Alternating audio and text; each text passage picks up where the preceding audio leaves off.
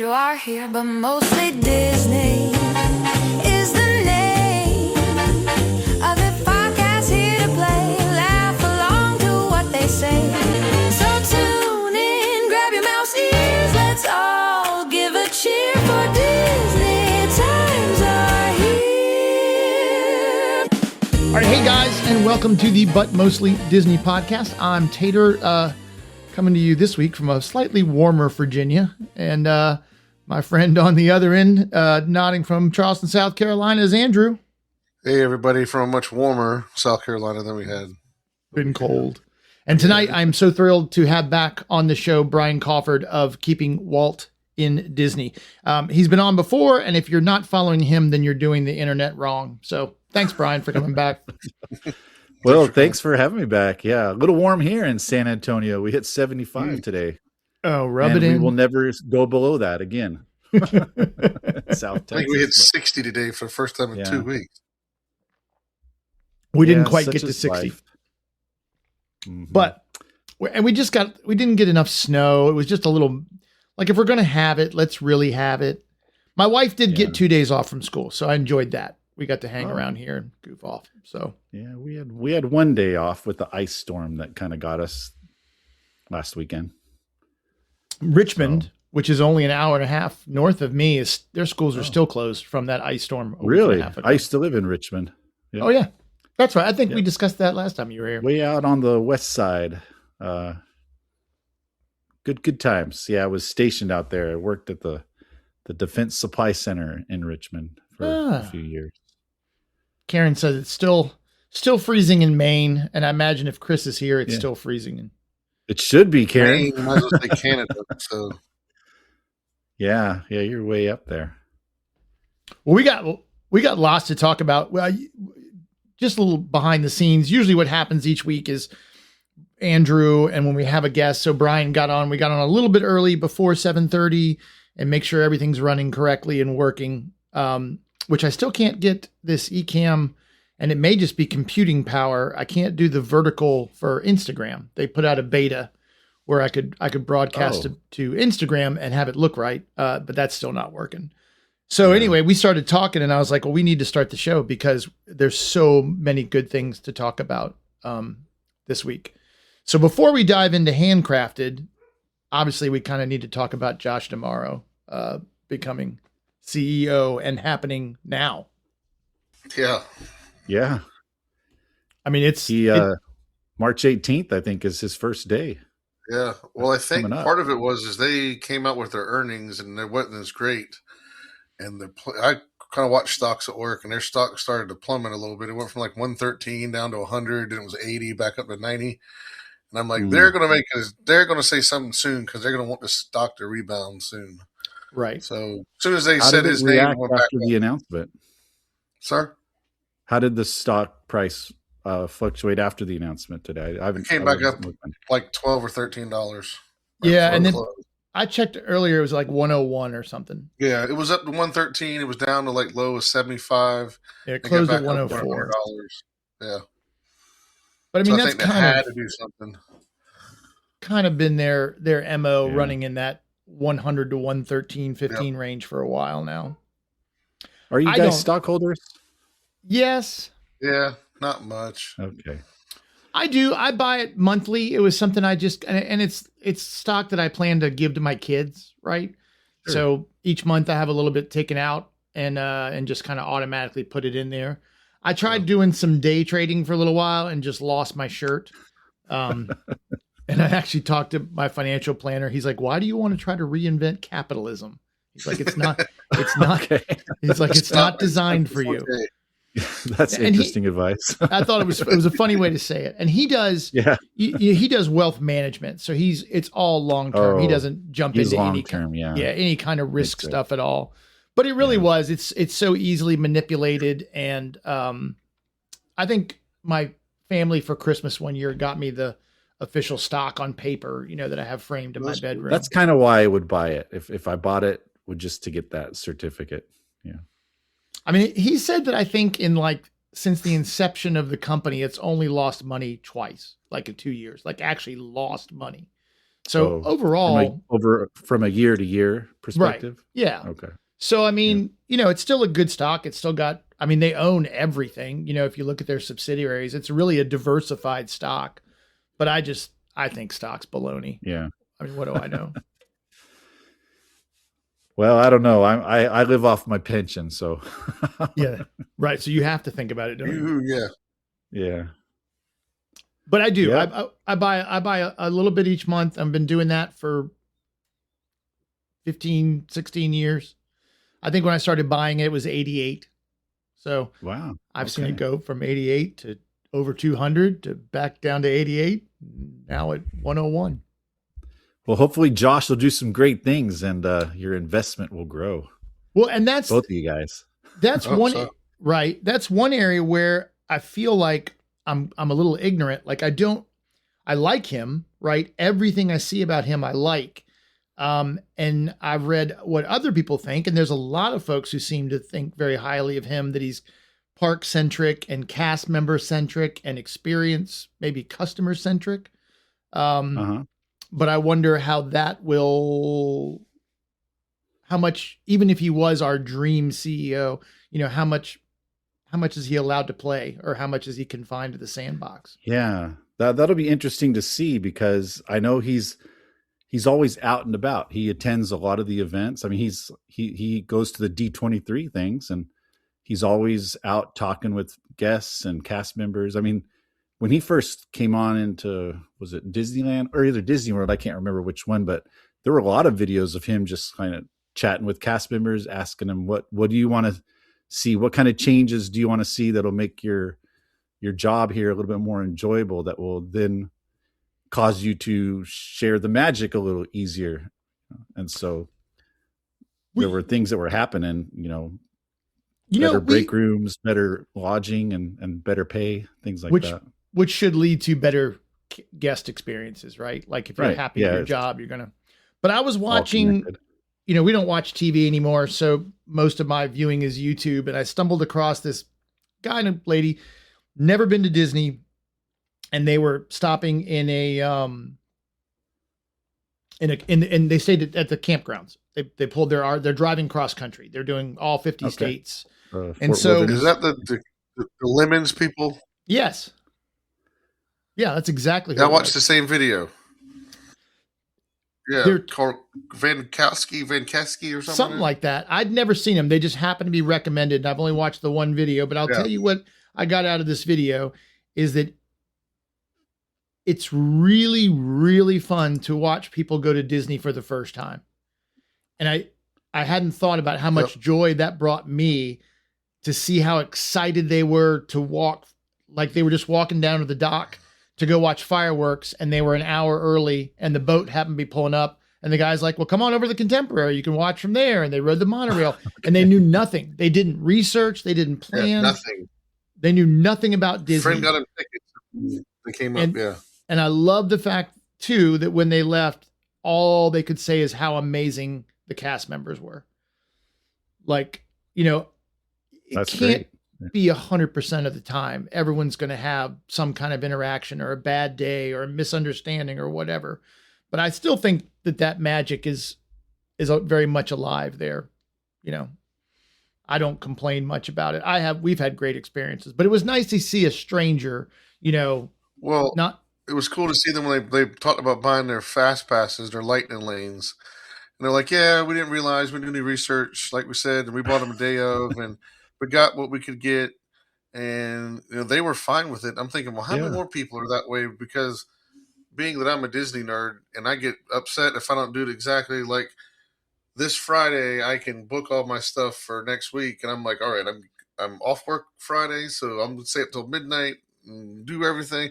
And they're like, no big deal. We can do whatever we, for 2 days, we're happy. And I'm like, some days I'm like, I wish I was that.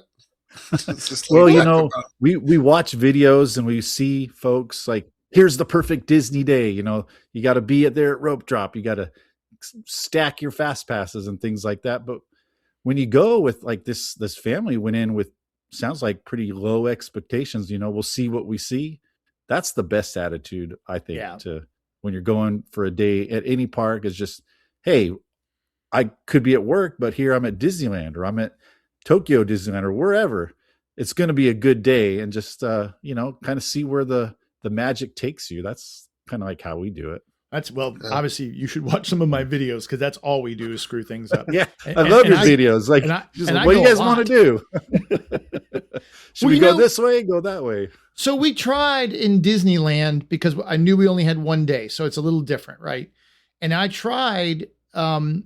I watched some videos, and I made this plan, and then immediately dropped it. Like, we walked in, and I don't know Disneyland, so we got there really early, and we got in, and there was no early entry because we weren't staying, at the 3 hotels.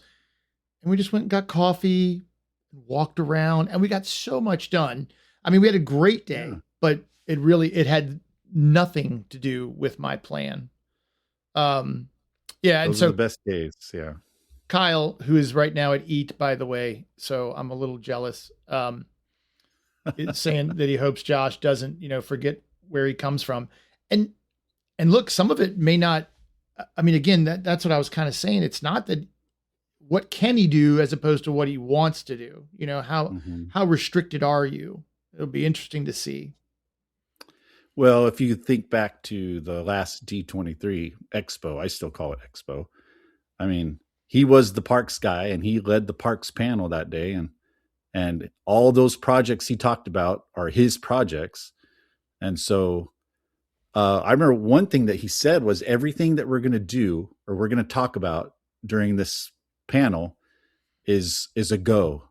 We're going to build this. And so he's going to see those things through, which, I don't know, fortunately or unfortunately, means that the Cars area will take over Frontierland. I mean, that's already started, but he's going to see that project through. And, I really like Josh's attitude when it comes to the parks, and how he puts the guests first, and it's all about them. And he's going to build these things for guest enjoyment. Now, I'm kind of like Lou when he says, they're not building this for me. Right. They're building these things for the younger folks and their kids and their grandkids. And so that's the right mindset to have. Of course, deep down inside, I want to ride the what's the name of the boat out there in Florida that's gone now? The Liberty Bell? Liberty Bell. Yeah. I want to ride the Liberty Bell around, and I want to go over to Tom Sawyer Island and get lost in the cave. But, that's not what kids today want. And I understand that. But we have Disneyland, and I think that will remain. And hopefully Josh sees that. And I think Josh is really in touch with Walt's legacy, and making sure that Walt Disney, the man, is still revered. I mean, we see it with the new attraction over in Disneyland, and we will see it at Carousel of Progress, how they're going to put Walt in front of that show. He's already in front of that show, but now we actually get to see him. So I really like what the company's doing to honor Walt. And I hear that people talk about Walt being a mascot, but I just don't feel that. I feel like Walt is still a living presence in Florida and California. So, absolutely. Well, and that'd bring you around to the conversations we were having before we started, is what I'd like to see on Disney Plus, right? Like, I want to see more Walt, right? Like, I want all of that stuff. I want all of the Mickey Mouse Club, the original version. I want to go back and watch I want to see Spin and Marty, and I want the intros from Walt, because I just can't get it. I mean, again, I realize that I'm burying the needle on Disneyana, but I just like hearing him talk. It makes me feel good. I feel comfortable when he's talking. Someone in the clubhouse, WDW clubhouse, said, what are the top 3 things that you want to see if Josh was named CEO? What are the top 3 things? And my first 2 were, the first one was, let's put every film during Walt's lifetime on Disney Plus. Like, Absolutely. All the animated ones are there except for one, Make Mine Music. So that should go up. And then all of the live action films, because I think there's only about 75 or 80% of them on Disney Plus now. And is that the second one is, to your point, the first 13 seasons of the Disneyland anthology that have all the Walt lead-ins in there. Right. We want to see that stuff. You They're could on my leave YouTube channel right now, but Right. There's a spot. but I want to see them there's- restored and you just, could leave the commercials in. You know, I mean, I would go Yeah. back and watch the commercials. Sure. So I okay, leave them just in. goes into handcrafted, but I was watching it with my dad, and he was talking when they're talking about ABC getting involved, and it took a year to build it, and they had all the shows. Dad goes, I remember watching every one of those shows on Sunday night, waiting for. I was like, well, I'd love to see him again. So we had to go to Brian's channel and some other things on YouTube, so I could so we could see him. And I'm like, he's like, these aren't on Disney Plus. Why aren't these on Disney Plus? I'm like, that's the question everybody asks. Why is it on Disney Plus? Well, There's a few, but most of them are not. Right. I would watch literally. You could just have a channel playing the footage that they cut from Disney Handcrafted. Like I'd watch the unedited version with no sound for hours. Oh, wasn't that great?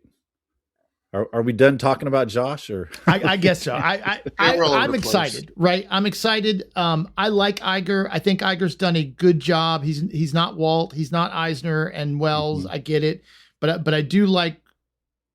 I think there was a marked difference when he took back over, after Chapek and look, tough job, right? Like, I mean, I don't hate Bob Chapek by any stretch of the imagination. That was a weird scenario. I mean, almost set up to fail, right? And again, I'm super not apologist, but I'm super positive. I try to be, except for the lobby, the Polynesian, which they destroyed and ruined, and I'll take that to my grave. Check. You got it. But other things that I don't like. Well, I'll give you an example, and then we can move on to Handcrafted. I think that the Country Bear Jamboree, while I really, really miss the old one, I think they did a great job.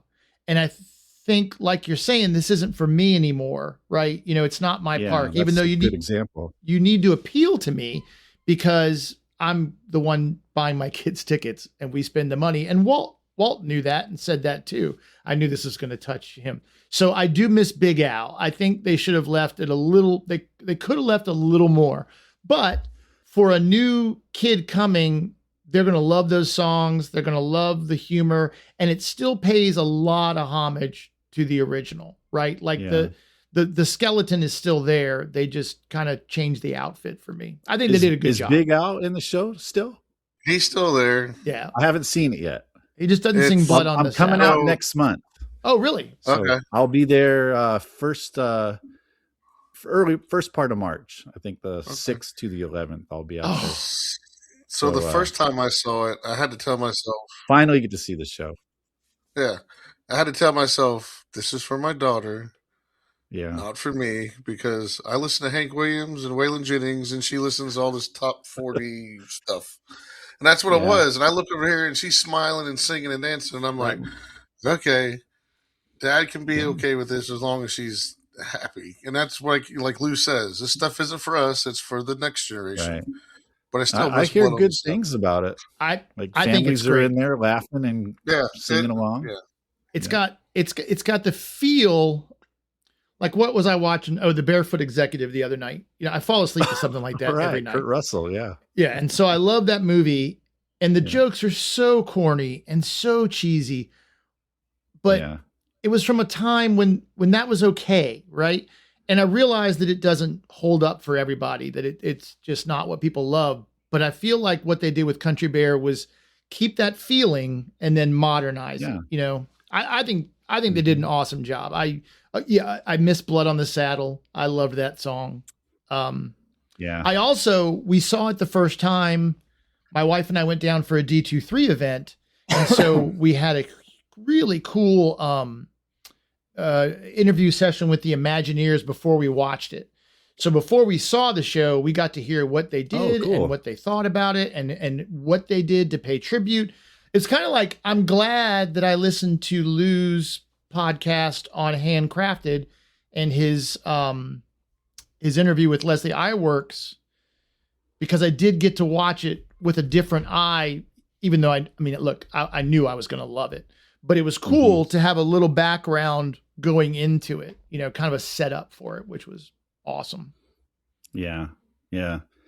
I've seen it a couple times since it came out, and I'm pretty jealous of the folks that got to see it on the studio lot in the theater. Oh, that was awesome. And see it with the folks who made it. That had to be an incredible experience. Yeah, I can't even imagine. It just reminded me. I mean, so if you haven't seen Handcrafted, there's no spoilers. You don't need to stop listening or anything, but you really should run, not walk, and go watch it. It's so good and so well done. And I guess I'm not a detail guy, like Lou's not a sweets guy. And I didn't realize that Leslie Iwerks, or maybe I had and had forgotten that she did the Imagineering story, which I think I've watched probably 50 times, like just all the way through. Yeah, I've seen it several. Yeah. I just love it. I love the way it feels. I love the pacing. I love everything about it. It's perfect. And then behind the attraction for me is not as much fun. It's good info, but it's a little too boing, pow, it's yeah, I noticed that. Yeah, I agree with you. So, but Leslie, she's got a story to tell, and she's got the story she wants to tell in the Imagineering story, and the story she wanted to tell for Disneyland Handcrafted was, look at all these great people who spent like 20 hours a day sometimes building this park that Walt wanted done in a year. And look at that labor of in a love year. Say that again. Well, Bob Gurr says, they didn't want to go home. They were, like, we're here, we're working. Now you want us to drive back and then drive back. Let's just stay here and work. And I was like, that's how many right. other people said that? Let's just stay and work. Let's get this done. It's hard to find that feeling. I opened restaurants for a long time, and every now and again, like I'd go into a town and we'd set one up and we'd have the whole staff come and do construction with us. Like they just wanted to be part of it. They wanted to be there. And sometimes no one showed up. It's really, it's hard to create that feeling. And I wonder how much like Disney and Walt played into that, or if it was just that, because those guys looked like my grandfather, right? They looked just like my grandfather, and they dressed the same. And I'm watching these guys out there with collared shirts on, hammering things into the ground, laying railroad track. With a cigarette in their mouth. But that's when cigarettes weren't harmful, right? Before. Yeah. No, I mean, hey. Unfiltered cigarettes. Unfiltered. Yeah. Well, no problem. I think what really impressed me the most about this was like, Walt Disney had a vision. He had a dream for Disneyland. And part of his job was to get everybody on board with that vision. And I think you really see that in this film, like how motivated folks are to come to work every day and to, paint the Sleeping Beauty castle, or lay rails, like you said, or twist the cap on the TWA rocket. That's exactly sitting on a board that's connected to a crane and takes them to the top. In your socks. In your socks. In your socked feet. I don't even think you're allowed on a construction site in like open-toed shoes, much less wandering around in your socks. Yeah. Anybody from OSHA was having a heart attack. But those people love their job. They love doing what they were doing, because Walt just, he took that love and transferred into each person who worked on that part. Well, and it's, and look, it's almost not even always Disney centric, but like when I'd never been to New York City. Even though I think it's neat. I'm not a city guy. And my wife took me up there for Christmas last year, and I looked around at those buildings and I thought, can we even do this now? Like, do we even know how to make these buildings anymore? Yeah. Like, cause no one does, right? I know there were some very wealthy folks not too far from my father-in-law's house, and they had to bring people in from Italy to do the marble in their house because they couldn't find anyone in America who could. Yeah, we give guys from Germany come put tile down at the dealership. Right. That's crazy. Because that's the thing, is thought about that. It's this level of art that it can't be machine created, right? There are some things I assume have to be done by hand. And those guys were truly artists. You watch some of even like you watch people hitting the railroad tracks, alternating sledgehammers. Like I don't even know if I could do that now. You know what I mean? And then I was thinking to myself, a lot of those buildings are still standing. And they did it without laser levels. Sometimes it didn't look like they were measuring things. And in a year built most of that park, and the buildings are still there. That's incredible. Yeah, one of the Joe Fowler is one of the guys Walt hired. He's a retired Navy admiral, I believe. And, he's kind of responsible for the whole Mark Twain, the Frontierland Rivers of America thing. He said in the film that they barely had like not even 10% of the plans done when they started building Disneyland. And there were like Ruth Shellhorn. She was a landscaper. She worked with Bill Evans. And she said that she would go home on the weekend and work all weekend just to have plans for Walt on Monday morning. And then she'd work all week. And with Bill Evans, he said by the seat of his pants, he was planting trees in all around the park. He didn't have a plan. He's just like, this tree looks good. Let's put it here. There's a really cool story about how he got a lot of the trees. Like they would drive around the LA area looking for places like where they were tearing homes down or they're building freeways. And he would, he saw some palm trees somewhere and he's like, hey, can I buy your palm trees from this guy? He's like, sure. He didn't tell him what it was for, but I think he gave him like $50 for a couple trees. Right. Brought a truck and said, yeah, these are going in Disneyland. And then plant some of them upside down. Yeah. Plant them upside down. Right. Like that. And it seems like, and I don't want to sound like, get off of my lawn, but that maybe there was a larger group of people who had that kind of pride in their work. Like some of those guys might have done that wherever they were. Right. Right. And it was a sense of duty. And that's what you did. You got out of bed, you went to work and you did the best job you could. And then you went home, there wasn't, there wasn't a not my job kind of attitude, and look, they didn't want to disappoint Walt. That was the last thing they wanted to do. Yeah, absolutely. And then I don't know, sometimes to me, I think when people tell me I can't do something, that's when I really sink my teeth into things. So if you told me I couldn't get this park built in a year, I would do everything within my power to do it. And look, and there's two ways to do things. There is the way of going and planning it out and raising money and getting funds and doing it all. And then sometimes you just put a shovel in the ground and get going and you make happy mistakes as you go along, right? Yeah. Well, that was Walt's mantra the whole time. What did he, I wrote this down here in my notes, and it's one of his most famous quotes was, the way to get started is to quit talking and begin doing. And even though they didn't have a plan in place, a solid blueprint of what they wanted to build. I mean, there were maps made and things, but if you look at some of the maps that Herb Ryman drew and the way Disneyland looked on opening day, it was a lot different from what he showed the banks. And, they just, like you said, shovels in the ground, let's start building stuff. And, oh, wait, we're going to put the Jungle Cruise was supposed to be on the west side of Disneyland when they first started.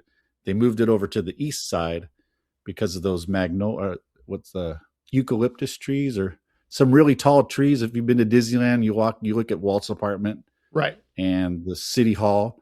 Behind those buildings are some really tall trees that served as like a noise barrier for the Jungle Cruise, because those boats are loud, and they were shooting guns and pistols in the early days of Jungle Cruise, and so because of those trees there, you don't really hear that while you're walking on Main Street. So they had to make a lot of changes on the fly too when they built the park. Well, and that's a big thing I see. I don't feel like my kids have it, but again, a lot of my life has been in restaurants, and in the restaurant business, you don't stop, right? Like there's no, like, if the credit card machine goes down, you hand write them down. If the lights go out, you do candles. I think you have to have working bathrooms. You can't be open without a working bathroom. But almost any other, which is funny because if you think about it, Walt had the same choice. He could have bathrooms or water fountains. Yeah. So that was really, bathrooms were kind of the only thing, and everything else we found a way to do it. We stayed open. We sold drinks. We sold food. And then when I started a professional career, I was shocked by how many folks would hit a speed bump and just stop. Oh, well, it's out. We can't fix that. I'm like, what do you mean? We haven't even started. What are you talking about? Like I haven't even started brainstorming how to fix this. Are you're successful at this? Like it's crazy, right? And those guys just kept going. Well, you think about who they're working for, right? This guy, Walt Disney, he lost his main character to a studio in New York. You know, Oswald, he lost that. He wanted to create a full-length feature animated film, and nobody said he could do that. Well, he did that. You know, and then, you know, during the war, he like not rented. He basically let the army take over his studio. And so he had to stop making motion pictures or animated features and make things for the military. So this guy's been through everything you could possibly imagine. Like, and so when people said he couldn't build Disneyland, he's like, well, let me show you that I'm going to do this. And, well, by golly, he did it, and he was ready to go on July 17th, sort of. Right. Yeah. But I mean, good enough, right? Good enough to still become, you know, the legendary thing that it became, right? Like it was, people still had fun, right? I mean, you can be critical and you can talk about women's heels, you know, going into the concrete and all the things that went wrong. It's like my wedding, right? Like people ask, oh, what do you do for a good wedding? You know, you ignore the bad things. That's what you do. Were there things that went at my wedding that went wrong? Sure. But it was such a great day. We had so much fun. Hold my mouse. That's really funny. We should steal that. Karen says, hold my mouse. I'll show you. Hold my mouse. That's right. And that's exactly what he did, right? I mean, it's just so cool. I mean, and look, the guy was obviously exceptional. He had a vision. You know, there was no plan on paper, but I mean, as I understand it, the last thing he was doing before he passed away was using hospital ceiling tiles to map out Florida. You know, sure. And that guy had a scale in his head that he could do that most people can't, right? Yeah, just he was working and dreaming all the way to the end. And I just think about like, and going to Disneyland, and I wish I could go back now after having seen the film and really kind of walk through it with a different eye, but everything was so handcrafted. Right. And Disney still does, I think, a lot of that. I still feel like Disney paints a lot of stuff. Like they're not always using 3D printers, although I know they've started some of that. Right. And that's really the best is going to be a hybrid, right? You want to, I mean, Walt took new technology all the time, right? He made a whole movie with a soundtrack that needed special speakers. I mean, Fantasia. Right. That's new stuff. Right. So we should embrace, I mean, new technology, you know, Lanny Smoot, you know, I'm looking at you, but I still think a hand painted side looks better than one that's printed, right? You know, like what they do, there's still an art to it that draws you in and keeps that, you know, that immersiveness alive. It's incredible. Well, look how they're going back to hand-drawn movies now, you know. So there's a time and place for everything, but you got to hold on to what got you there, and the hand-drawn animation got them there. And you know, I haven't been to Disneyland, but I want to go in the future. But I just want to kind of walk around, take a day, and just look at the windows and look at the architecture and things I've read, things I've seen, and put everything together, and go up to his apartment and put that together. But you know, you do the same thing in Florida when we go down. I just kind of look up. Everybody's looking around. I'm looking up and looking at architecture and, you know, things they built and how they build it. And that stuff gets my mind going. But, yeah, the whole thing I got from the whole handcrafted was just watching these men and women build it 100% with mostly their hands. There wasn't a lot of power tools. And kind of. Yeah. Okay, and then, you know, they're putting the wrought iron cages together, and they're twisting it with their hands and pliers, and then they're, you know, putting the concrete work up with their hand and a twig, trying to make it look like rock, and you don't get that nowadays.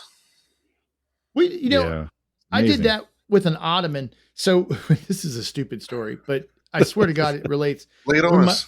When my twins were born, we lived in a condo down at the beach here, and we had like, you know, an L-shaped couch. And what I wanted was something that we had like this glass death trap coffee table. It was terrible for children to be around.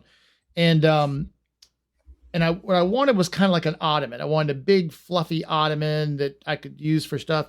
And I couldn't find it, or if I could find something I liked, it was so expensive because furniture is ridiculous. So I made a 4x4 ottoman. I padded it. I put fabric on it, and then I built it with storage inside. It's a genius. And look, no one's going to call me up to make them one. It wasn't refined, right? But we used it for 8 or 9 years, because I wanted something that I couldn't find. So I just went out and made it,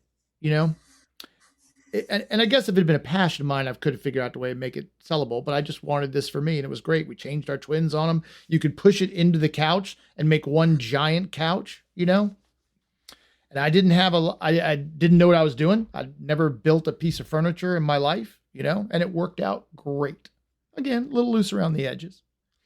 And I feel like that was a lot of what they did, right? Like they got to work, and like you're saying, it was supposed to be on the west side. We got to move it to the east side because we're halfway through, but it would look better by these trees. Let's do it. Like it seems like they always chose doing the right thing over doing the thing, if that makes sense. One cool example of like a little ingenuity that they did was when you go into Disneyland down Main Street and you make a left. Right now, there's I think it's like the Mary Poppins little themed restaurant. I can't remember the name of it. I'm Jolly horrible Holiday. with names. Jolly Holiday. That's it. Yeah. After the song. And so that was, I can't even remember what it was before, but it was a restaurant or a little eatery themed to, in Victorian style, like Main Street. But on the other side, if you walk through that building, you can walk into Adventureland. And then that was the, like the Tahitian terrace kind of place. Right. And so if you look at Handcrafted, you can see them thatching a roof in Adventureland with the triangle roof. That's the terrace restaurant there. And on the other side of that triangle roof is a Victorian type thing that's facing Main Street. So same building with two different themed eateries inside. And they had limited space. And so that was just one example of how they were able to use one building in two lands and make them very different. And it's so cool. Like if you look at that scene where they're thatching the roof and all the real intricate design on that in the gable there, that triangle, then other areas in Frontierland, it's like that all had to be drawn up by somebody. They didn't really talk too much about the design and who wrote those plans and the artistic. So maybe that's something Leslie can, follow up on, like the beauty of Disneyland, a documentary on who designed like the buildings and the artwork in these lands. Cause I think there's still a lot that's left untold, even though, this was a great documentary. There's probably a lot of stories that can come out of this. Well, and now I kind of want to do one for each park, right? Like I want to see Orlando's. And, maybe not handcrafted because obviously I think they probably, did things a little differently, but I'd watch Tokyo be built. I'd watch them all, Mm-hmm. And you're right. There's got to be more footage of behind those scenes. That's what I mean. I would watch an entire Disney Plus channel of just the footage. I mean, sure. I mean, and look, she knows what she's doing. And I know that from editing my stupid videos, like you have to cut stuff, right? Like you have to get rid of these things. And I become a hoarder very quickly. I was watching something the other night. Oh, we're watching Adolescence. I don't know if anyone's seen that show. We did watch that. It was a kind of British show. It's really good acting. There's a lot of good things about it. I think people liked it, but I felt like they left too much stuff in the film. You know what I mean? Like I know they were trying to build tension, but it just went on and on and on and on. Sorry, I'm getting like 90 texts in a row and I have no idea why. But I mean, my point is, oh my God. My text, if it does it again, I should play it. It's my son from when he was 3 saying it's the ship that made the Kessel Run in less than 12 parsnips. Parsnips. And he did that totally on his own. I'm going to put it into the microphone because she texts me again because it keeps coming up. Hey, if it's important, we could take a breather. No, I don't know what it is. I'm not that important, but but I know that I leave things in and I feel like I'm telling a story and I put music to it. And then I realize no one cares but me, so trying to be universally, interesting has got to be hard, but I just would like to see the cutting room floor. There's got to be, it's got to be this deep in film that they didn't use in the movie. And I want to see it all, But I don't know. That's like one of those jobs that as a fan, it's not something I could do. Like you, I would let's just leave it all in and make this thing 5 hours long. Right. And like Karen's saying too, some of those 2-hour movies could be 90 minutes. I always try to, what I try to do is think of A River Runs Through It. If you've ever seen that movie, in the beginning, when the two boys come in and the dad, the minister is, schooling them, is like, good, now make it shorter. Good, now make it shorter. Good, now make it shorter. Good, now go fishing. And that's kind of what I do. I try to go through 4 times, making it shorter and shorter and shorter and seeing what you can get rid of. And then I go fishing. In this case, I would have liked another half an hour of this movie. Yeah, I think that's kind of the consensus. I think it clocks in at just under 80 minutes or maybe a little bit more. Yeah, it goes by quick. Yeah. So fast.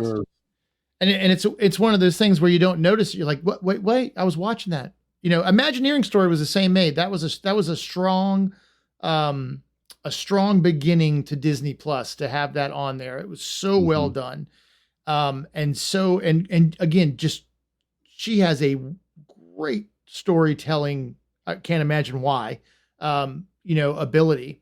And so, that's why I've watched it over and over again, because I just want to keep seeing the old footage. And that's, that's really where my heart in Disney lies. I love the new movies. I love the parks. I love everything about it. But that nostalgia and going back to what is my core memories, is really what gets me out of bed in the mornings. Right.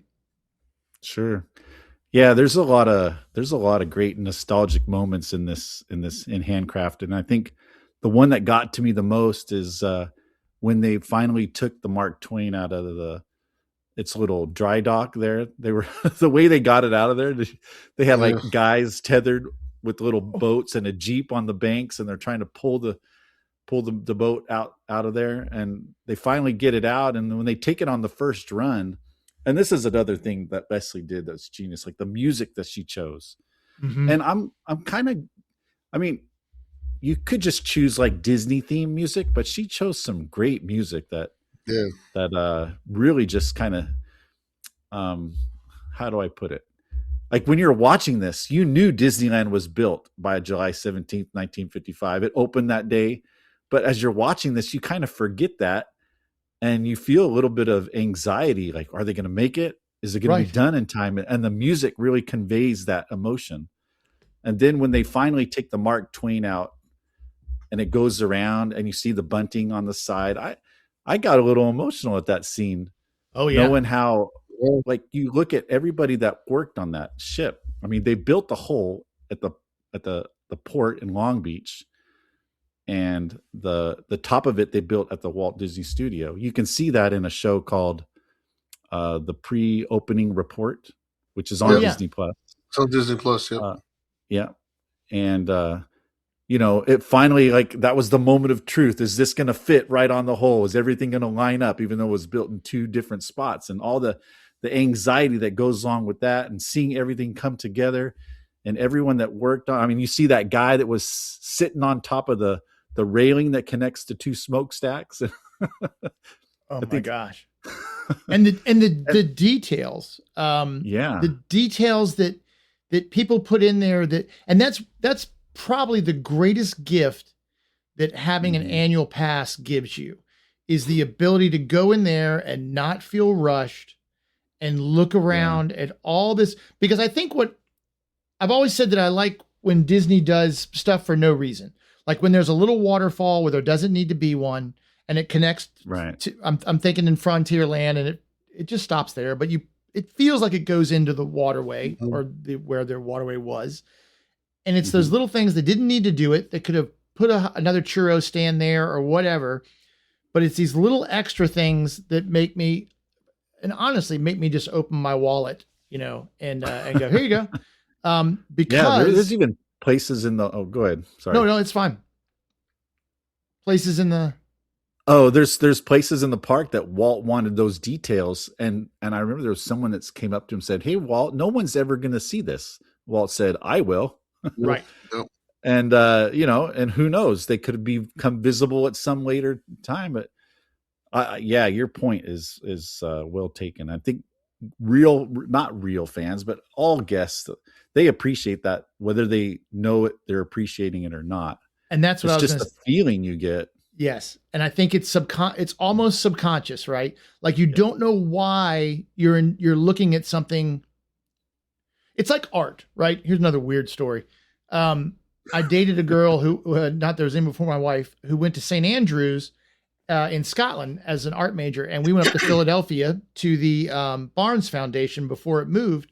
And I don't know a lot about art, but she was showing me these paintings and she'd never seen them in color, because one of the things that Barnes did is for a long time, because the city of Philadelphia had snubbed him, he wouldn't let any of the art be photographed in color, just as kind of like a, oh, you think you're going to tell me what to do with my art? Here's what I'm going to do. Anyway, the paintings were perfect. And then she's like, well, what do you notice? Like when you look at it, but something's off, right? Like you feel something off, but you don't know why. And what it was is it was French revolutionists, and they didn't want to lose their head. So they do these royal paintings and then paint the eyes flat. So everything about the painting is flawless except for the eyes. And you don't notice it unless you're looking for it, but that feeling still gets out somehow. And I think with what I'm trying to say is that it goes the other way at Disney, where there's a lamp that's just beautifully crafted for no reason somewhere, something that just adds to the details that you could have done without. You absolutely did not need them on the cake, but it does something that grabs you, Yeah. So my parents didn't go to I went to Disney without my parents first for a couple of years. And then when my daughter was born, they went with us, my youngest daughter. And we walked around Hollywood Studios. I think we'd gotten a soda. We're on Echo Lake walking around, and my dad goes, "Come here a second." And I had seen this before. And we walked up, and there was a plaque on the wall for the businesses that were in this storefront. And it was a dentist office. I think and it's Dr. Les Payne, Dr. Ruth Canal, and Dr. See How We Pull 'Em. And he thought it was the funniest thing ever. He goes like, "Who sees this?" I'm like, "You saw it. I've seen it before. Yeah. Somebody else." They got a laugh out of it. And it's just small things like that you'll find everywhere in the parks, in Disneyland, anywhere that made somebody laugh. Or you go over by where Muppet Vision used to be, to go across the way, there's a call box there. And you can hit the buttons on a call box, and they'll give you different, replies to the, or go pull the rope at Indiana Jones and, help me. Yeah. And it's genius, right? Because that's awesome. When you become a lunatic about Disney, like some people do, it gives you a reason to go back, because then you want to see it all, right? Wait, I've never noticed that before. I want to go take a look. I mean, I posted on Facebook the picture of that mirror coming out of Guardians, which is a nod to the mirrors that are in the doors for cast members to come out. There's a mirror, and is everything neat and tidy? Is it neat and tidy? That was cool. Neat and I think it is neat and tidy. Yeah, well, basically, make it show worthy kind of message. And and the neat and tidy came from Mickey Mouse Club, which I'd totally forgotten about. Is everything neat and tidy? Yep. On with the show. That's right. Well, and so Chris is saying, that the music helps build the story, which, by the way, your coffee mug arrives tomorrow or the next day, and then I will mail it to you, Chris. So just so you know. And I'm sorry, Karen, I'm putting your shirt and Sean's socks and sticker. I'll send you some stuff, I promise, this week. But that was one of the reasons I really enjoyed listening to Lou's podcast first, was to know that all of those sounds were made up, right? Or were engineered. Yeah. If someone didn't tell you that, you wouldn't have known. There's no way. Might be a nerdy thing to get excited about, but to match that diesel truck engine from that's crazy. What a cool job that would be. There's that scene where the diesel truck's going and there's you can see the keys in the ignition there. And if you listen, you can hear the keys kind of, jingle jangle, little dangling sound. But wow, just like Leslie's like Walt, she left no stone unturned. Like she paid attention to all the details. And that's what makes this just such an amazing creation. But back to Chris's comment on the music, and that'll finish up what I was talking about. The Mark Twain was that music that plays when they're going around the first time just really kind of makes things come full circle for me. And like to just know that I can go to Disneyland and ride the Mark Twain. I can go and enjoy that. And the next time I do it, I'll be thinking about this film and paying extra attention to the details, which just will enhance my enjoyment. And just, I got emotional during that part because you just see everything come together and the relief on the people's faces. You can see the relief, people hugging, shaking hands like, hey, we did it. Even though I think this was like a week before Disneyland opened, they still had a lot of work to do in that last week, but you can see people finally like breathing a sigh of relief. Like, hey, this is coming together. Look, I'm glad I was part of this. And they took real pride in that work. Like you mentioned earlier, Tater. They did. And it really felt like they felt like they had a responsibility to Walt, right? Cause you see, I mean, I'm sure there's tons more footage of him on that site, or like, Jungle Cruise, designed the Jungle Cruise. Why can't I think of his name? Harper Goff. Harper Goff. When he's getting on there for the ride and turns around and Walt's in the back, It's a great story.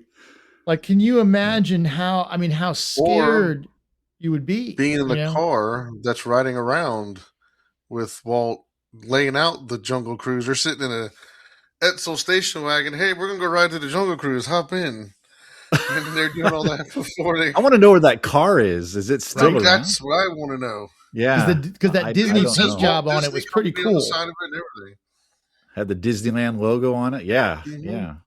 That was really cool. Have that, but I think what got me emotional is at the end, and you see all these people standing in line, and you see the workers, they're kind of just laid back like, hey, we built all this. We did all this. I did that. And, showing their family, we did this. Yeah. I'm like, that got me. When you see the expressions on their face of joy. Because 6 months before that, it was nothing but dirt. 6 months. 6 months they built that place. Walt was saying it's like we're like 5 months from opening, and there's not one thing in this park that people would pay 15 cents to see or enjoy. Like, when he said, I'm scared. And I read a book, I guess it wasn't about Disneyland, it was Florida. I was trying to think, like, I feel like when I go to build something, I need like 6 months worth of soil samples. I mean, I can't even put a foundation down or run wiring without 19 people telling me what you got to do for it. And there's reasons for that too. I mean, I'm not complaining. I like inspections. I think they're important, but it is, it's amazing. The people who went to work there with such pride. And look, there are probably plenty of folks who walked there with their kids or grandkids and said, see that sign? I put that sign up, I built this, but so many folks who no one will I didn't really get a lot of those guys' names. Right. And I would like to know, and I think it was Lou. I know I didn't say it. I'm pretty sure it was Lou that said, it'd be really cool to have someone who's sitting around, and say that was my granddad, or that was my father, or whatever, to see their relatives on here, uncredited though they may be, right? Pretty fascinating. You got to think that's happened. Like someone's like, oh, there's my grandpa. Like that's cool. Excuse me. Oh, you're good. But yeah, that's something special. Yeah. I do remember Lou saying that. And I remember thinking that too. And when I would, leading up to Handcrafted, I would make a lot of posts on my Instagram and just show clips of like the pre-opening report, or there's a couple other shows that maybe some of your listeners might want to know about. The pre-opening report, the Disneyland 10th anniversary, a progress report, and a Disneyland story. All those shows are on my YouTube channel, and I would clip from them and play reels. And all these stories, the people that comment would say, my grandfather worked on this. My dad he worked on some area in Fantasyland. My great grandpa, he did the brickwork, the rock work on Sleeping Beauty Castle. And I hope those people saw, maybe they got lucky, or they're on the cutting room floor, like you said, right. And we'll see them later. But with thousands of others, I mean, it's just crazy. Mm-hmm. It's just so it's funny that the Craft presents Disneyland's 10th anniversary. Disney World, it's Disney World. Sorry, that's what we Craft watch. Presents the Craft Disney World 10th anniversary. Brought to you by Craft. By Craft. That's what we watch. Craft sponsor that? I'm not sure. When we get on the car to go to Disney, because we drive down. Is that the one with Dean Jones? Oh yeah, and Michelle Lee. Yeah. Yep. Oh my gosh. Dana Plato. Dana Plato. She sings the song in there. It's so bad. It's so bad. And then you see like the security guard come across diagonally. I wish I could remember the words of that, but it's so corny. Yeah. And Ricky Schroeder. Oh boy, that takes us back, huh? We watch that every year on the way to Disney. That's what we put in. So when we get in the car, I put it on my phone and put it up on the front and play it through the speakers. And we watch that thing, and it's the Gatlin so you Brothers. Know the song. What is it? It's like Sunshine, something about sunshine. Like hers. I don't. So I can't remember her words. I can sing the other bags are all packed. He knows it. He's the one to sing is gonna be great. He does. Come on, Disney World. People want to see this. And Dean Jones sings the one with Ricky Schroeder about fathers and dads, buddies and pals. It's so bad. But Dean I tell my wife was he was a recording artist before he got it into acting. I love Dean Jones. He let's see. There's a really popular song that he sang. I wish I could sing it for you. I sang it on a podcast a while ago. But yeah, he was on a sitcom too before. It was a sitcom about the Navy sailing around. Who was on a ship. I wish I could remember that too. My memory's Navy? Awful. Huh? Was it McHale's Navy? It was kind of like McHale's Navy, but no, not that. That was with Joe Flynn, who you see a lot in these movies. Disc jockey Teddy Talbot in Elvis Presley's Jailhouse Rock. Yeah. Huh? I didn't know that. Wow. He played in a couple racy movies, like Under the Yum Yum Tree is kind of one that he did before. Oh yeah, that's the movie about. His fiance, they can't do anything until they're married. so it says as Ensign O'Toole. Ensign O'Toole, that's it. Thank you. It was a lead-in show on NBC to Walt Disney's Wonderful World of Color. Huh. Yeah. Yeah, that's right. It played before the show. That's right. And he sings a song in that. If you just look up Ensign O'Toole, Dean Jones song, you'll see like a really cool song. I think he sang it at like a little beauty pageant or something. Show now. But I'm looking to see what song he. Yeah. Craft special. Yeah, I love Dean Jones, and I keep forgetting. I really want to read his. He wrote an autobiography. And I really would like to read, because I think he kind of went through some stuff and was kind of a womanizer and a drinker, and then kind of realized he didn't want to do that anymore. And he saw the light one day. Yeah. But that darn cat is one of my favorite. Sure. Yeah. That darn cat. Blackbeard's Ghost is probably my favorite. That's such a classic. Yeah. Monkeys Go Home. We're getting into my arena here now. Yes.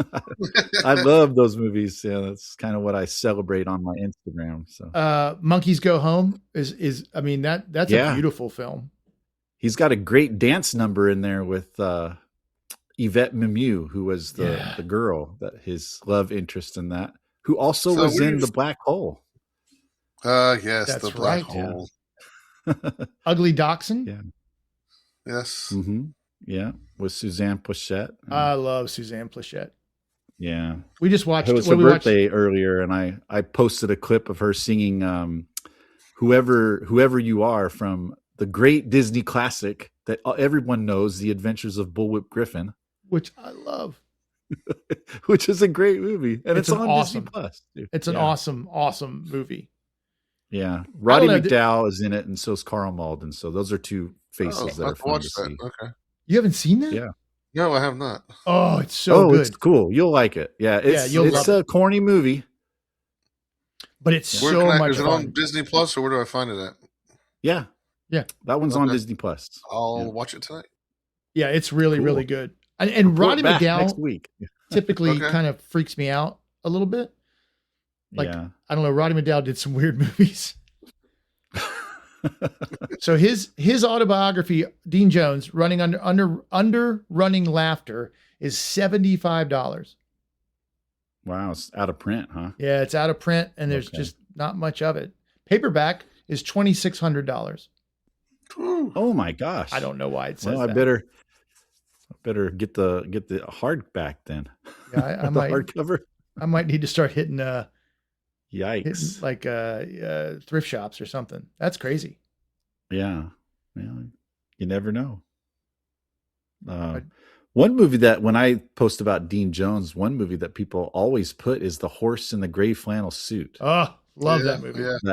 Yeah, and I actually posted that one to my YouTube channel, and Disney didn't say, no, you can't. So it's still up there, but it's got Diane Baker, and I think Kurt Russell is in that one too. Oh, yeah. Very young Kurt he Russell. drives a nice little sports car and hauls trailers around with horses in it in an MG. Yeah. Boy, that trailer that Dean Jones bought for Aspercell, what a fit. Aspercell.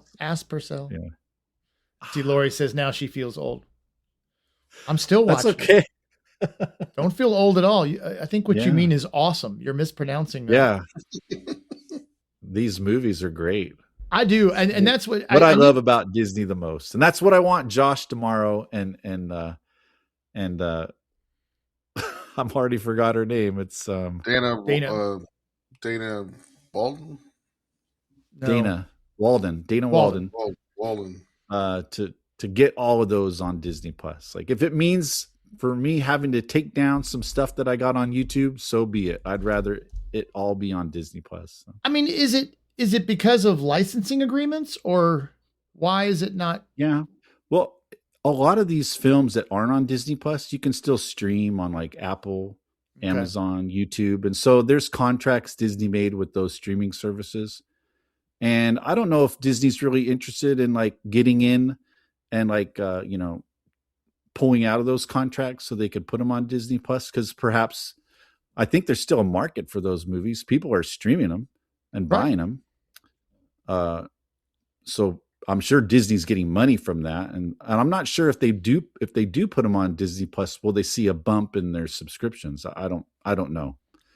But I remember when they first started Disney Plus, that was their deal, was you're going to be able to see things you haven't seen in a while. Yeah. And that's what Bob Iger promised. I'm like, okay, great. There's going to be a Walt Disney, and there was nothing ever like it. Yeah. Bob Iger said that they were going to put all of that stuff on there, and he didn't deliver. So people say, I love Bob Iger. I love Bob Iger. And I think it was great. Don't get me wrong, but I've got this in the back of my mind. It's like, oh, but you didn't follow through on your Disney Plus promise. So, So maybe he took that Post-it note and gave it to Josh. He says, oh, by the way, we gotta deliver here. And look, a lot of those films, be the lady's job, right? Are referenced throughout the parks. Like there's still references to those movies. Little tiny things that exist. I mean. I love Popham's reference in the Emporium at Disney World. Right. He's Burl Ives' character in Summer Magic, which is not on Disney Plus. So people see that. Who's Osh Popham? I don't know. And they just walk away. Well, and first time I kids went to the Imagination Pilgrim Pavilion and they see the sneakers by the computer. Yeah. My daughter's like, what's with the sneakers with the light? And I went, oh my God. You've never seen the computer wore tennis shoes? What is going on? And there's another great Joe Flynn, right? Joe Flynn. Have you guys seen The $1 Million Duck? Oh yeah. Yes. Yeah. That'll have you rolling because of Joe Flynn. And then on top of that, his Dean Higgins in the Dexter Riley trilogy. Right. So those 4 movies right there are like must see TV, or I kind of roll through, and my patient wife, but I kind of roll through like Snowball Express. I'll kind of run. That's a great one. Yeah, I'll kind of run through Dean Jones movies. So Horse in the Gray Flannel Suit, and then I'll get through Monkeys Go Home. One I've just found that I really love is Bon Voyage with Fred McMurray. Fred McMurray and Polly is in that. Is not even necessarily a Disney movie. Like, I mean, that movie really just seems like a classic film. Like, it's not particularly. I mean, it is, but you know what I'm saying? Like, it's a really well done, awesome movie. It's one of those movies where Walt was like, "Hey, let's make something for the adult audience," because there's some adult themes in there. Right. Adult meaning like for adults, right? Nothing like it's not. But like a guy is hitting on Fred McMurray's wife in a casino, right? And you've got his daughter who's being chased after by this like kind of a snooty rich kid that kind of has no idea what love's all about, and it takes Fred McMurray to teach him what love really is. And but like all those great scenes in Paris, like we went to Paris this year for the first time, and I was like, "Hey, this is in Bon Voyage. That's in Bon Voyage too." My wife's like, "Stop talking about the Disney movies." And then we went to Disneyland Paris for a day. How was that? Oh, it was great. We just went for one day, and so we kind of splurged. We bought that premiere pass they offer out there. Oh wow! So we were able to skip the lines on lots of attractions. So we did both parks in one day, even though the Studios park was really a shell of what it will be here shortly. Right. So we really didn't need to do a whole day there, but it was great. The Big Thunder there is awesome. The Lion King show out there is. Do not miss those two things, but it was fun. Yeah. Want to go back. We didn't see the dragon under the castle. It was closed when we got there. I was like, oh, we missed the window. And so, yeah, we got a reason to go back. Yeah. We were just talking, I guess, last week, and I have a little bit of a monorail problem as well. And when we were in California, they still let you ride in the front, but they weren't doing it that day. And then Kyle sent me a picture. Kyle, he just left. He was at Disney Springs, but he just sent me a picture of him in the front of the monorail. I'm like, thanks, dude. I appreciate it. Guy. Rub it in just a little bit. So Karen says, have you ever done that, Andrew? Sir? The front of the monorail? I did ride it back before before they stopped doing it at Disney World. You did? So probably 2004, I think, is when I did it. I didn't know that about you. Yeah. It was kind of like after they had that accident, right? When they stopped letting folks. Now they're letting people go up front, take pictures and stuff like that. But Ken Berry. Karen says Ken Berry is her favorite. That's awesome. Old Disney actor. I need to. I keep saying this. It's on my list. I don't have a whiteboard. I don't have a list either. Mm-hmm. But Herbie Rides Again is one of his movies. Yep. I've got The Cat from Outer Space. I was doing, which I also love. I was doing all of the live actions that I have. So I was going alphabetically through mine, and then I went in the hospital, and I don't think I've done any since then. Maybe I miss seeing your posts, man. I need to go back and finish up because I'm purposely, so I fall asleep with the TV on. So I want something I've seen so that it doesn't keep me up all night. And so I rotate these same movies, but I know I stopped around M or maybe a little after that.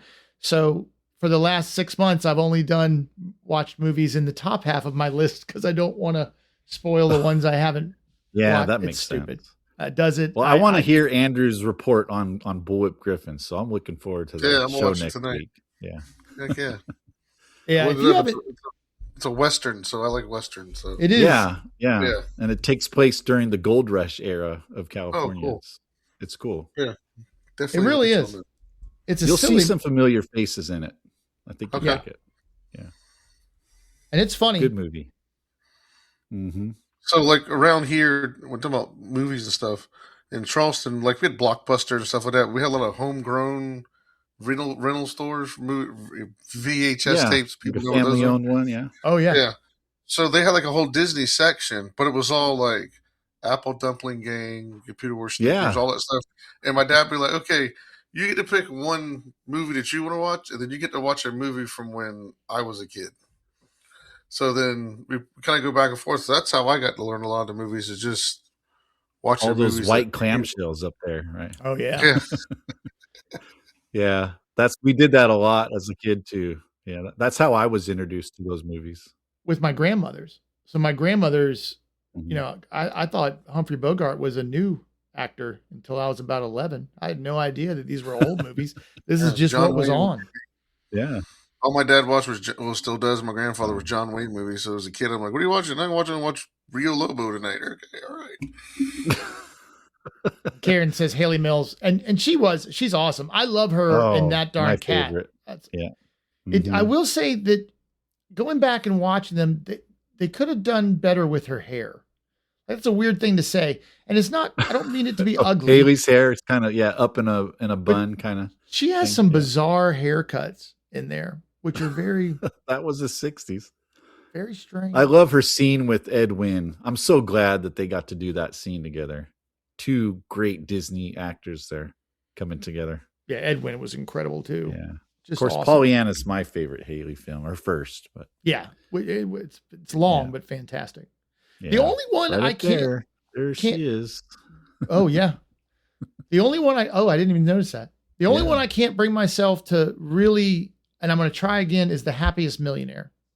Oh, there you go. Yeah. That's Wow. There you go. Right there behind him. So it's one of those things that checks every box for me, and for some reason I just can't get through. I don't know why. It's tonight. The Happiest Millionaire is like I think of it as like fine wine and cheese for the Disney live action movie connoisseur. Like, I would not put, if you're trying to get into Disney live action, I would not put Happiest Millionaire on first. Okay. Start with the tried and true Swiss Family, The Love Bug, Treasure Island, those kind of movies. And then once you get an appreciation for these actors, because The Happiest Millionaire is like dessert. I mean, you see all these great actors you've seen in a lot of other films. Now they're all together. Fred McMurray. Yeah, it's Leslie a huge Warren, cast. Huge. Ron Davidson. Yeah. Well, you're right. And then that can lead you like down the road of some of the ones like I think a lot of people like Light in the Woods. Is it Light in the Woods? The Light in the Forest. Light in the Forest. Yeah, with James MacArthur. Which Jess I Parker, love. yeah. Or good movie. what was the other one? I was just thinking of another one that was kind of what's the one with him where he his uncle and he's in the castle and his crazy creepy uncle keeps trying to kidnapped. That's right. Yeah. Mm-hmm. Another great film. And that doesn't. It's a Robert Louis Stevenson book. Right. And that's a great movie. See, right now I'm going through all those Disney films that were set in Europe. So I just got done. I start with Treasure Island, Robin Hood. There was an old 1952 Robin Hood film that Walt did before the animated. And then The Sword and the Rose, which was Glynis John's first movie for Walt. Was it really? Yeah, she did two, The Sword and the Rose, and then Rob Roy the following year. Yeah. And then it wasn't 10 years later that she did Mary Poppins, was Mrs. Banks. 10 years. Wow. Yeah. And a funny story about that is when Walt asked her to come audition for the film, she thought she was going to be Mary. She's like, she got so excited, like, oh, I'm going to be Mary Poppins. This is going to be great. And when she got there, she's like, when do I start reading for Mary? Like they're reading through the script, and someone like, who's going to tell her that Julie Andrews has already got that part? Oh no. And so she almost said, you know what? I'm not going to do that. But she's a very gracious, very British actress. And she said, well, if you write a great song for Mrs. Banks, then I'll do the part.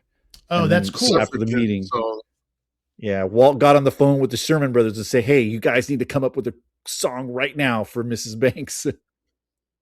Yeah. It's like, we got just we got Just a Song, which was something they dusted off the shelf for something they cut out of a previous film, and came up with the Sister Suffragette song, and she loved it and did the part, and we're all blessed for it. We really are. I mean, that's my wife. Yeah. Every time I do something dumb, is just, as a group we're rather stupid. It's true though, right? Yeah, it absolutely is. We like them individually, but Brian, did you have anything else in your notes we didn't cover? No, I think pretty much we got everything. It was fun writing down things that kind of forced me to pay extra close attention. So, but no, thanks for having me on. I appreciate you coming on and talking about Handcrafted, and then we ended it the way I would love, talking about these great movies. Look, you can come back once a month and talk about these movies and give us trivia. I mean, I love talking to you about it. Yeah. I was telling, I know I said this last time you were on, but I think it's really funny and thinking about the internet is when I shared something of yours and Brian DM me or put in a comment, hey, thanks for sharing my stuff. And I thought, oh my God, I've stolen, he's mad at me. I was like, I'm so sorry. I just thought it was really cool, and I wanted my friends to see it. And he's like, no, keep doing it. It's fine. But I love when people clip from my channel. It's just like, this is not my stuff. The rules are so weird. This is Walt stuff, right? Yeah. Some people will watermark. I don't like when people watermark like a clip of Walt or something, right? Unless they like restored it to HD quality, then I think they're trying to put their trademark on it. But Karen says, have you back? Put this stuff out there. I love people sharing. I love seeing people share the films on there, get the word out, help folks learn about, like, Andrew's going to go watch Bullwhip Griffin tonight, and I couldn't be happier. Like, this is odd. That's my objective for doing my Instagram account, is to get people excited about these movies. And that's what excited me so much about finding Bon Voyage, to find a new one, right? Like I found Monkeys Go Home I'd never heard of, right? And then I think I was just kind of going, what else did Dean Jones do? And I was looking through it, and then Monkeys Go Home, and then I was like, wait a minute, this is a Disney film? I'd never heard of it in my life. So I love stumbling across a new one every now and again, because there's plenty of stuff that's kind of hidden, right? Yeah. If you look at these actors and actresses that did these movies, they did multiple. And so, you go down that rabbit hole, like Leslie Ann Warren and John Davidson did Happiest Millionaire. And then a year later, they did another great classic that should be on Disney Plus, The One and Only Genuine Original Family Band. I love that movie. Which is Goldie Hawn's first movie ever. Yep. He's a Republican. Which just cracks me up. Yeah, that can get I think maybe I understand why it's not on Disney Plus. It's not that bad. Because the one of the things they talk about in that film is the Electoral College, and that's not controversial at all, right? At all. No. It's so funny though, but it's such a great movie. I just, and that's what I like. When I need to go put. Look, you got two fans. Look, Lori says bring you back as well. That's a resounding. We'll just put you on the calendar. I could talk about these movies all day. And that's what Tuesday nights are for, right? Yeah. I got excited about that. Now I can't think what I was going to say. Something about the movies. Oh, what I really, and I don't always have time. Like when I was doing these posts, and I'll do one tomorrow. I'll go back and figure out tonight where I am on the list. But one of the things I love is I just do quick research real quickly to see if I can find really just the major players, like where their Disney connection comes in. And then when I started, I didn't post about it, but then I wanted to see how many of them were on the Love Boat and what episode. Like, because everybody was on the Love Boat. Everybody's done a Love Boat episode, yeah. I'm kind of surprised they don't bring that back. Like, I wonder if you could. I don't know if I want to see a Love Boat type show with all the Disney Channel actors and actresses on it. Maybe just in general, the kids would love it though. I will say this: we watched again. So I put on the Gong Show for my kids. Oh my gosh, yes! And we really liked it. Yeah. Like we had a lot of fun. Dance machine. Like all my kids, we're back with more stuff. Like all my kids now do an that impression. Host was pretty zany. I can't remember his name, but boy, Chuck he was Barris. over the top. Chuck Barris. What was his name? Chuck Barris. Chuck Barris. And Chuck Barris. And if you really want to, Okay. you should go watch the movie they made about him where he's a CIA operative. It's fantastic. Okay. I'll put that on my list. It's okay. That's what I'm going to watch. It really, hold on. I'll tell you what it is before. This is great. This is why you gotta listen live, guys, because if you listen to the podcast, you might miss this. So they did a movie, and I'm telling you, it's called Confessions of a Dangerous Mind, directed by George Clooney. And it's got, I'm not kidding you. George Clooney? Yeah. And in the movie, the cast, Sam Rockwell, Drew Barrymore, George Clooney, Dick Clark, Michael Sweeney, Michael Cera. I mean, it's unbelievable who's in this film. Sounds like Morgan. A modern day, it's a mad world or something. Oh, also a classic film. Yes. But the thing that we did find about the Gong Show, I was saying maybe we should bring this back. That would be a great idea.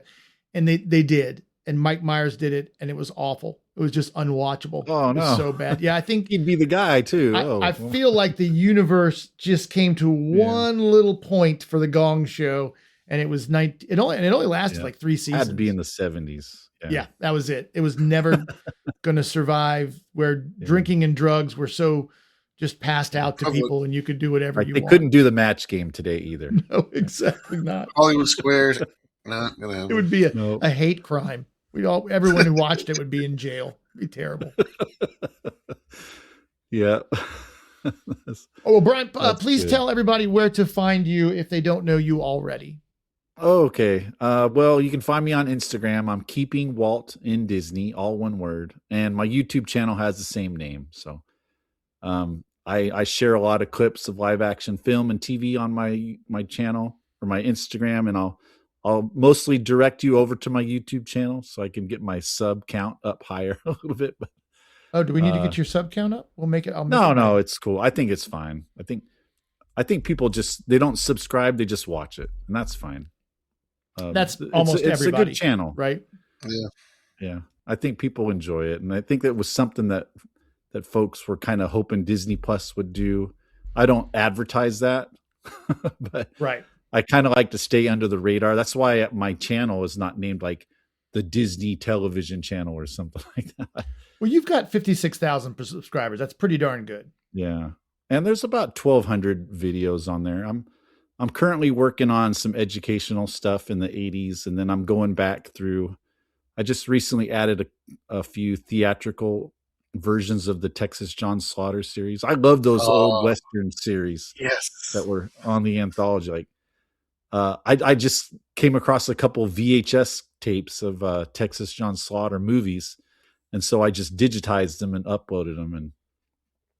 And that's when I come across something, I'll throw it up there, and as long as Disney gives me the thumbs up, and then I'll put it. Have they had you take stuff down? Yeah, from time to time they'll scan and take things down, and that's great because if. Like one example is Disneyland Goes to the World's Fair, which is a great documentary of Walt just basically showcasing all the attractions that he was taking to the World's Fair. Maybe that's a good topic for the next time I come on, or we can talk about those. But that is not anywhere. It's not on Disney Plus. It's only on DVD. It was released on a treasures set called Your Host Walt Disney, I believe, or another one similar to that. And they took it down. And so it leads me to believe that maybe that's coming to Disney Plus someday. So the things they take down are probably coming to Disney Plus, or they've got plans to do that. I don't know. That's what I like to think. Yes. Yeah. Because that I would watch that in a heartbeat. That's a great one. That. Yeah. And I don't think I've ever seen it. Yeah, and I wish I could put it out there. It's just the only way that people can see that is if they go buy that DVD right now, because Disney won't let you stream it. So, and Chris says Dick Van Dyke was on the Love Boat. How many times? He had to have been on there, right? Like honestly, I'm not sure, but I can't believe they would get away. We actually went back and watched that as a show, and kind of cool. Like it held up okay. I mean, it's Kaylee goofy. Mills was on an episode too. Yeah. Oh, absolutely. Yeah. Andrew, what do you got going on, buddy? So we drive home on Saturday morning. We'll be in Orlando for 2 days, and we'll do some stuff outside the park. We're going to record. We're going to go to the big Ferris wheel to the Icon Park area. Oh. Maybe go to Madame Tussauds Wax Museum, and then doing Ohana Saturday night for dinner, and then Sunday we got some friends coming in with. We're going to hang out at Disney Springs, probably go live there, and then go to Enzo's Hideaway that night. And then Monday we get on Utopia to Sea for a week. So Tuesday, I'm going to try to go live with you on Tuesday if I can get good signal on the boat. I'll let you know either way. Right on. Save some chicken wings for me. I love those Ohana chicken wings. Oh, yeah. Yeah. And we'll be back Friday, and then we're going to spend 2 days in the park Friday, Saturday, and come home Sunday. So I'll have a lot of content to edit and post. So looking forward to that. Cool. And then again, I think if you just Google "but mostly Disney," you can see what we got going on. So we'll have to see if next week works for a show or not. We may or may not be here, but follow us on Instagram, Facebook. And if you're listening, jump over to Apple or Spotify and leave us a review. It really helps the show out and find. Karen says there's other stuff in Orlando besides Walt Disney World. I've had to do my research. I didn't know this. Right. We're going to have to look around.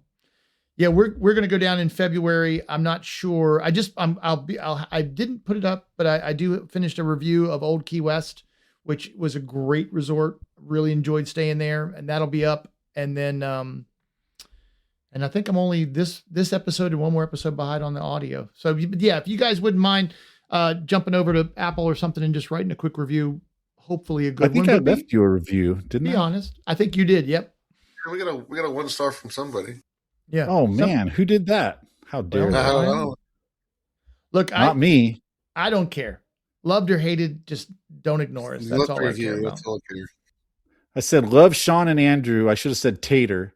Either one's just fine. A couple of dudes who share their joy of Disney with an upbeat attitude. Great community to be a part of. Yeah. There we go. And Tony says she's making Ohana chicken wings for Super Bowl Sunday. Ooh. And I will tell you, that's what Karen said as well. I will tell you, and I keep meaning, but I just haven't had time. I want to do a monthly cooking video, a Disney cooking video, because a lot of the recipes I've made have come out really, really good. And in particular, those wings come out and taste pretty darn close. And also the noodles from Ohana, you can make those and come. Oh, those are good. Yeah. I mean, they come out really, really nice. It's pretty awesome. All right. Well, thanks, Brian, for being so generous with your time. Thanks, Andrew. Thanks for having me back. It was fun. We love it. And if anybody out there needs anything, please reach out to us, and we'll hopefully see you next week. See you soon. All right. Bye, everybody. Our time is too short. It's over now. And we hate to say goodbye, but we'll be back next Tuesday night, or at least we sure will try.